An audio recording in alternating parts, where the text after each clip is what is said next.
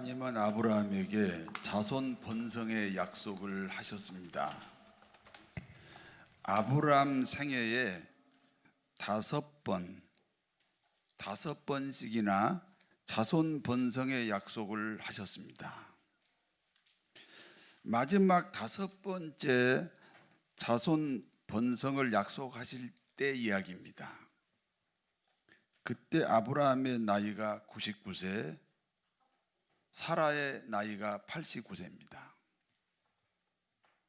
하나님이 말씀합니다. 내년 이맘때에 너희 부부를 통해서 아들이 태어난다.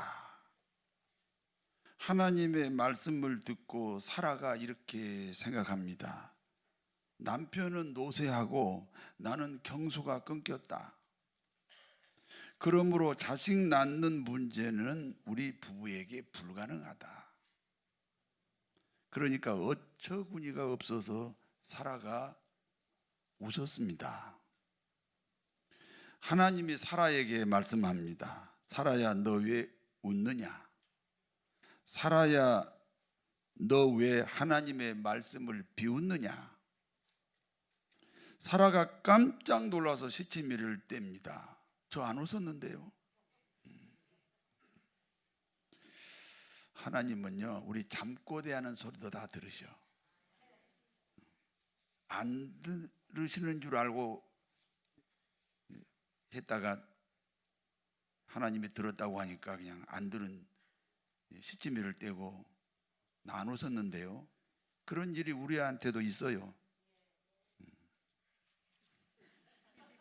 하나님은 아브라함 나이 75세부터 99세까지, 그러니까 24년 세월이 흐르는 동안 약속만 하시고, 아들을 준다는 약속만 하시고 실제로 아들이 태어나지는 않았습니다.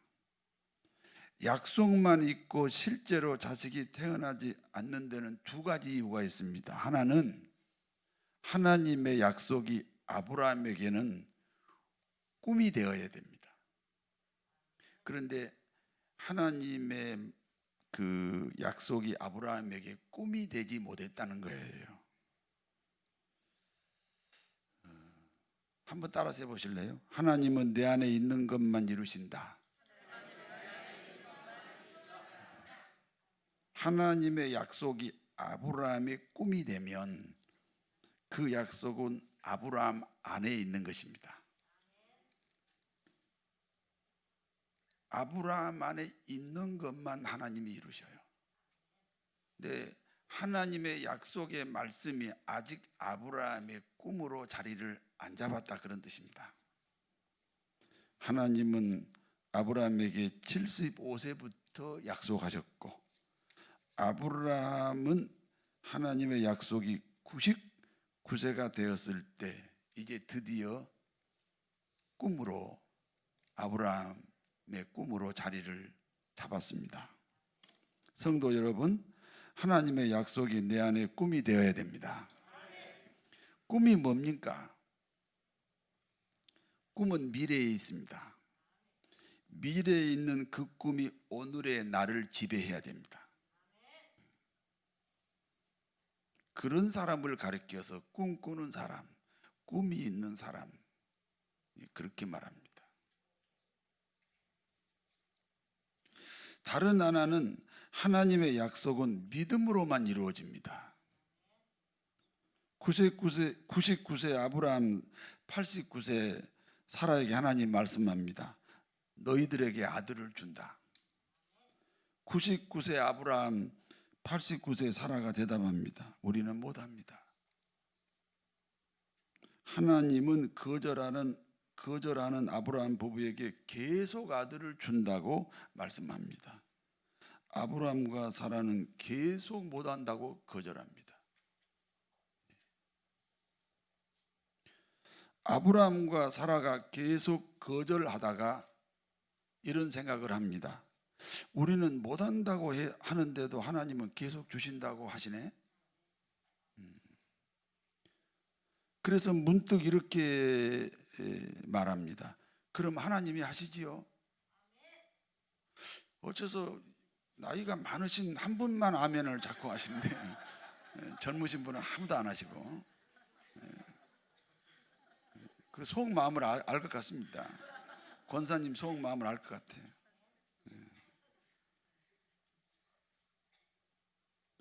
아브라함과 사라가 계속 거절하다가 생각합니다. 우리는 못한다고 하는데도 하나님은 계속 주신다고 하시네. 그래서 문득 이렇게 말합니다. 그럼 하나님이 하세요? 그럼 하나님이 하시지요. 이것이 믿음이에요. 그럼 그동안에는 누가 그 약속을 이루려고 노력했다는 거예요? 자기 자신들이. 그런데 그럼 하나님이 하세요. 이제야 믿음이 생겼습니다. 하나님의 약속은 믿음으로만 이루어집니다. 그러므로 아브라함 100세, 사라 90세에 아들이 태어났습니다. 성도 여러분에게도 하나님의 약속이 성도 여러분의 꿈이 되시고 그 꿈이 믿음이 되어 아브라함과 동일한 복을 받으시기 바랍니다. 그와 같이 아브라함 100세에 태어난 아들이 이삭입니다. 아브라함 100세에 태어난 아들 이삭이 어느덧 청소년이 되었습니다. 어느 날 한밤중에 하나님이 아브라함에게 말씀합니다. 아브라함아, 너 몇 살에 아들 낳았니? 100살에 낳았잖아요. 이쁘냐? 아이고, 쳐다보기도 아까워요. 그렇구나. 그 쳐다보기도 아까운 그 아들 번제 제물로 바쳐라. 번제 제물이 어떤 제물입니까? 먼저 그 제물을 죽여야 돼요. 그러니까 이삭을 죽이라는 거죠. 죽인 다음에 그 몸을 분해합니다. 살과 뼈를 따로 추리고 가죽과 콩팥, 간, 위장, 소장, 대장을 나누고 물로 깨끗이 씻습니다. 물로 씻은 다음에 불로 태워요. 재가 남으면 그 남은 재도 바람에 날려버립니다. 모든 제사는 하나님께 드리고 일부는 사람들이 나누어 먹습니다. 그러나 번제 제사만큼은 온전히 하나님께 드리는 제사입니다. 그와 같이 하나님은 이삭을 번제 제물로 드리라 이렇게 말씀하셨습니다. 아들을 번제 제물로 드리라는 하나님 말씀에 아브라함의 반응입니다. 여러분, 신앙이란 하나님 말씀에 반응이 신앙이에요. 아브라함의 반응을 한번 보십시다. 먼저 아침에 일찍 일어났습니다. 아들을 죽이라는 날인데 일찍 일어난다는 것이 어렵지요. 그런데 아브라함은 아침 일찍 일어났습니다. 자발적인 순종입니다. 구조적인 순종이 아니에요.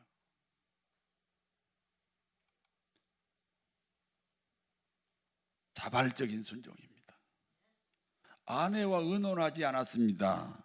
아내는 아들을 바치라는 하나님의 말씀에 순종할 만한 믿음이 없어요. 아들을 바치라는 그 말씀을 받아들일 만한 믿음의 분량이 아니에요. 그러면 아내가 걸림돌입니다. 그래서 아내와 의논하지 않습니다. 철저하게 준비합니다. 두 종과 함께 번제에 쓸 도구들을 나귀에 실었습니다. 그리고 이삭을 데리고 출발합니다. 3일 길을 갑니다. 3일 길을 가는 동안 하나님은 침묵하셨습니다. 3일 동안 하나님이 침묵하신 것은 아브라함에게 불순종할 기회를 주신 겁니다. 그러나 아브라함은 마음의 변화가 없었습니다. 발걸음의 속도가 일정합니다. 드디어 모리아 산에 도착했습니다. 아브라함은 함께 온 두 종을 산 아래 머물게 합니다. 번제 제사 제물이 주인의 아들 이삭이라는 사실을 알면 두 사원은 절대로 자기 주인이 아들을 죽이는 것을 바라만 보고 있지 않을 겁니다. 그렇게 되면 두 사원 역시 아브라함이 하나님께 순종하는 일에 장애물이 됩니다. 그래서 두 사원을 오지 못하게 하고 아들만 데리고 정상으로 올라갑니다.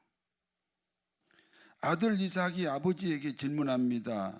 아버지, 번제에 쓸 모든 것은 준비되었습니다. 그런데 번제 제물이 없습니다. 아버지는 차마 너라고 말할 수가 없어요. 그래서 이렇게 말합니다. 하나님이 준비하시리라.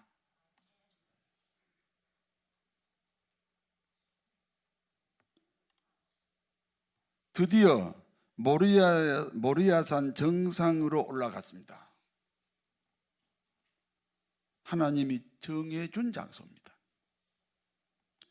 아브라함은 그곳에 제단을 쌓고 아들 이삭을 결박하여 그 제단 위에 올려놓았습니다. 칼을 높이 들었어요. 이 아들을 죽여야 되니까 칼을 높이 들었어요. 그리고 내려치려는 순간 하나님이 급히 말씀합니다. 스톱!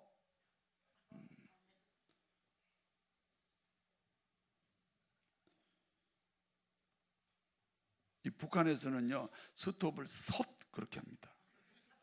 그러니까 하나님이 아브라함이 그 아들을 죽이려고 칼을 들고 내리치려는 순간 솥! 이렇게 말씀하신 거예요.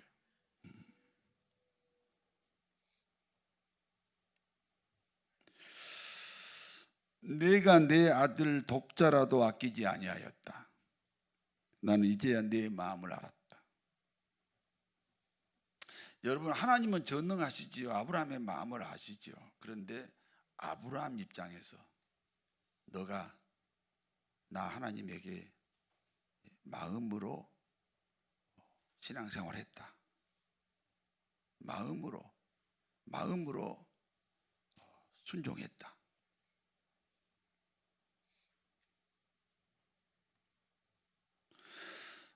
아브라함이 눈을 들어 살펴보니까 한 마리의 순양이 길을 가다가 뿔이 걸려서 오고 가지 못하고 있는 거예요. 창세기 22장 13절에서 14절을 같이 읽습니다. 아브라함이 눈을 들어 살펴본즉 한 순양이 뒤에 있는데 뿔이 숯불에 걸려 있는지라 아브라함이 가서 그 순양을 가져다가 아들을 대신하여 번제로 드렸더라. 아브라함이 그 땅 이름을 여호와 이레라 하였으므로 오늘날까지 사람들이 이르기를 여호와의 산에서 준비되리라 하더라. 아브라함은 그 순양을 가져다가 아들을 대신하여 번제 제물로 드렸습니다. 아브라함이 그 땅 이름을 여호와 이레로 불렀습니다. 여호와 이레는 하나님이 준비하신다는 뜻입니다. 이삭을 대신하는 번제 제물은 하나님이 준비하셨습니다. 여기까지가 이제 본문의 내용이고, 이제 본문이 주는 교훈을 말씀드립니다. 첫 번째입니다. 이 세상의 모든 것은 하나님의 소유라는 고백이 필요합니다. 아브라함에게 아들 이삭이 소중하듯이 모든 사람은 자기 인생에 소중한 것들이 있습니다. 그러나 그 소중한 것들의 주인이 하나님입니다. 이삭을 주신 분이 하나님입니다. 주신 분이 달라고 하니 아브라함이 순종을 했습니다.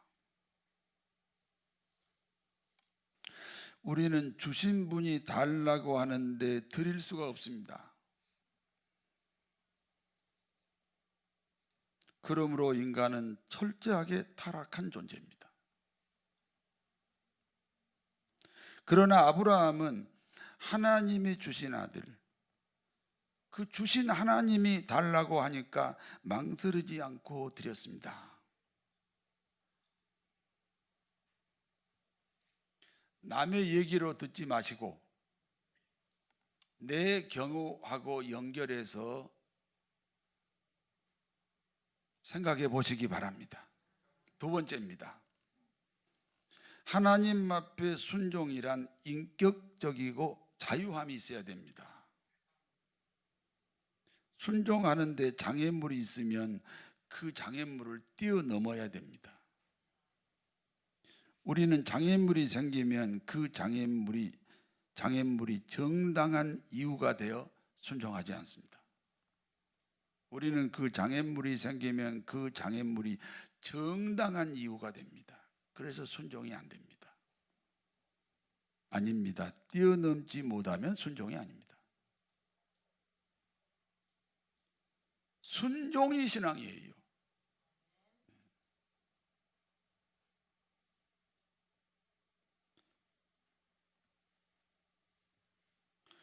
그리스도인은 순종이 있는 삶을 살아야 신앙생활이 되는 거예요. 신앙생활을 하셔야 돼요.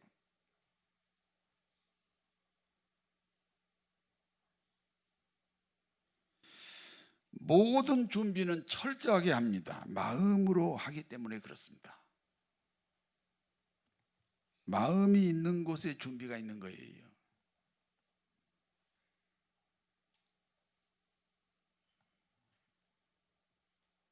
침묵의 3일 길을 묵묵히 걸어갔습니다. 불순종할 수 있는 시간입니다.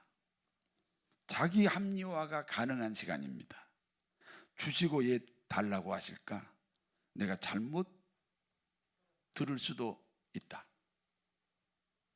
2번 반복해서 들려야 하나님의 말씀이라고 배웠다. 그런데 한 번만 말씀하셨다. 돌아가서 다시 기다려보자. 우리가 이제 속도 위반 같은 교통 위반을 하면 그 벌칙금이 날라오지요. 그러면 첫 번째 냅니까? 기다렸다가 독촉장 때 냅니까? 기다렸다가 내요.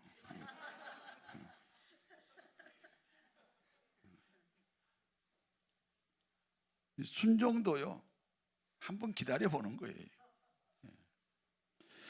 돌아가서 다시 기다려보자. 이와 같은 불순종, 이와 같은 자기 합리화를 뛰어넘어야 합니다.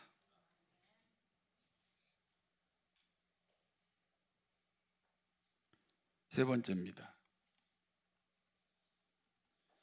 모리아 산 정상은 이삭이 예수 그리스도를 영접하는 장소입니다. 하나님은 아들 이삭을 대신하여 한 마리의 수양을 제물로 받으셨습니다. 여러분에게 질문하겠습니다. 하나님은 이삭 바치라는 말씀을 취소하셨습니까? 아니, 이삭을 바치라고 말씀하셨는데 스톱 그랬잖아요. 그리고 이삭이 안 죽고 양이 죽었잖아요. 그러니까 하나님이 이삭 바치라, 번제 제물로 바쳐라, 이 말씀을 취소하셨습니까?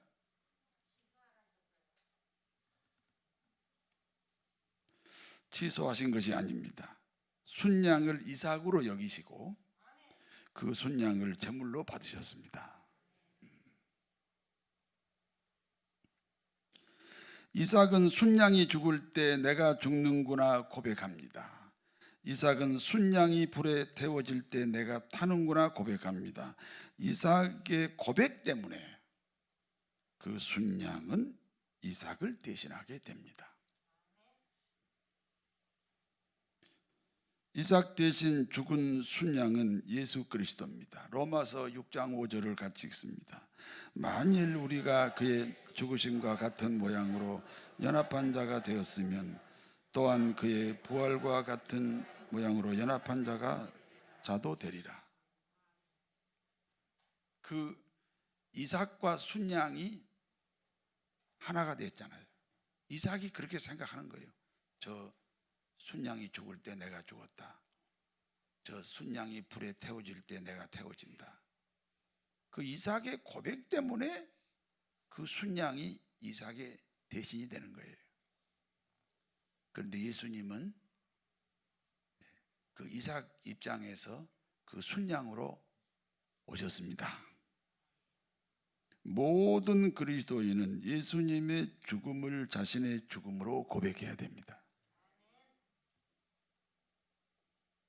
죄는 내가 짓고 그 벌을 주님이 받는 것이 아닙니다. 예수님의 죽음이 나의 죽음이 되었으므로 내 죄값이 치루어졌습니다. 예수님의 죽음이 나의 죽음이므로 예수님의 부활도 나의 부활이 되어서 내가 영생을 얻게 되는 것입니다. 예수님을 구주로 영접하십니까? 그 말씀은 축복을 기대할 수도 있고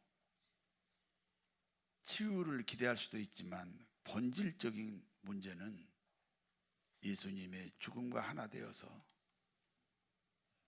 그래서 내 죄값이 치루어졌고 예수님의 부활과 하나 되어서 내가 두 번째 인생, 거듭난 인생, 영생을 얻게 되는 것입니다.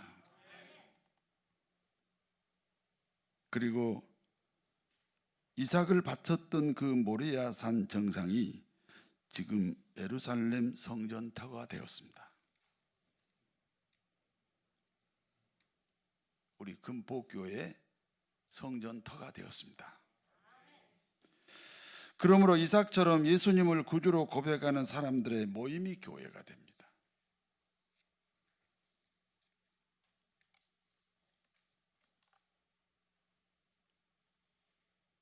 내가 가진 모든 소유물의 주인은 하나님입니다. 이 자리에서는 되는데 나가면 잘 안 돼. 금방 또 그래요. 그러지 마시고. 그래서 하나님의 도우심이 필요하잖아요. 성령의 충만함이 필요합니다. 그렇다고 해서 하나님의 거라고 고백해서 하나님이 뺏어갑니까?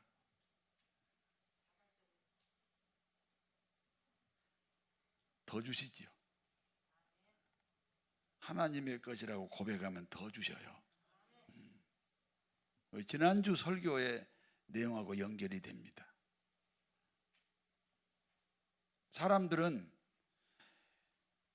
아브라함이 아들 이삭까지 바쳤다. 그러므로 아브라함처럼 너희도 가장 귀중한 것을 하나님께 바쳐라. 이렇게 헌신을 강요하는 그런 해석만 해버리면 오늘 본문을 제대로 보지 못하는 거예요. 오늘 이삭이 성도 여러분이고 그리고 이삭 대신 죽은 한 마리의 순양이 예수 그리스도예요. 왜 하필이면 순양이라 그랬을까요? 예수님이 남자잖아요. 하나님 앞에 순종이란 인격적이고 자유함이 있어야 됩니다.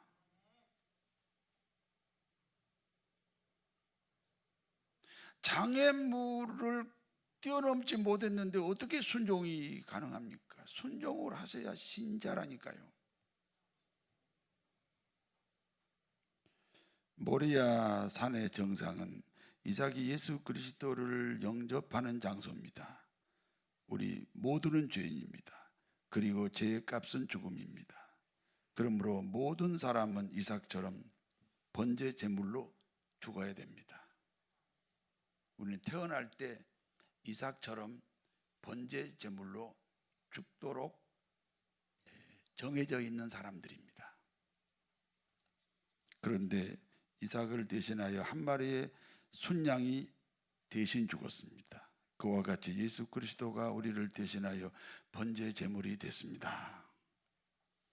그러므로 우리가 진실로 예수님을 구주로 고백했다면 내가 받은 구원을 다른 사람에게 전해야 됩니다.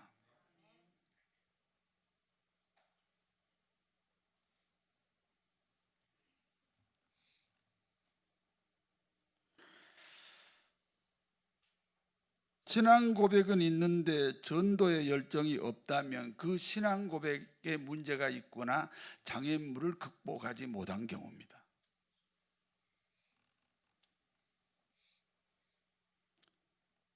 아브라함은 아들을 바치는 문제에는 장애물이 없었습니다. 잘 생각해 보세요. 세상에 100살에 낳는 아들, 쳐다보기도 아까운 아들, 그 아들을 하나님에게 바치는데 장애물이 없었습니다.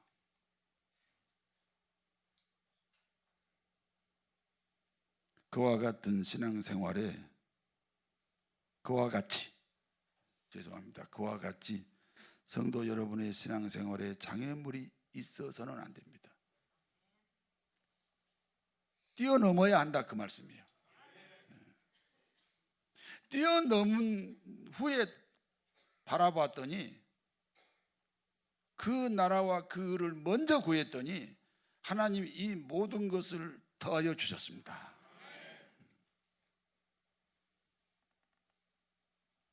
돈이 골리앗이면 신앙은 다윗입니다. 현실적으로는 골리앗이 강합니다. 다윗은 너무너무 연약합니다.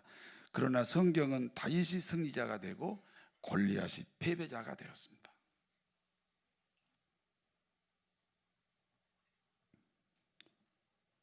번제 제물이 되기까지 순종했던 이삭의 생애가 어땠습니까? 흉년 해에 100배나 복을 받고 앞으로는 계속 흉년입니다. 흉년 해에 100배나 복을 받고 창대하고 왕성하여 마침내 거부가 됐습니다. 여러분 100배 100원짜리가 100배면 얼마요? 100원짜리가 100배면 얼마냐니까. 10,000원이죠. 10,000원이 100배면 얼마요? 그럼 두 번. 100만 원이 100배면 얼마요?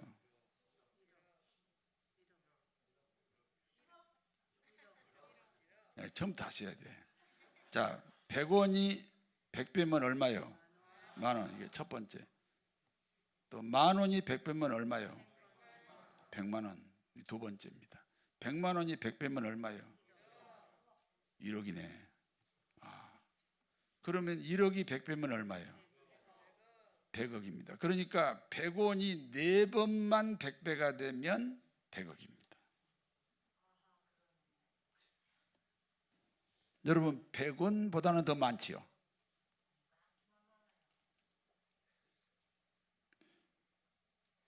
이삭은 흉년된 해에 100배나 복을 받고 창대하고 왕성하여 마침내 거부가 되었습니다. 장애물 없는 신앙으로 이삭이 받은 복이 성도 여러분의 복이 되시기를 진심으로 축원합니다. 하나님 아버지,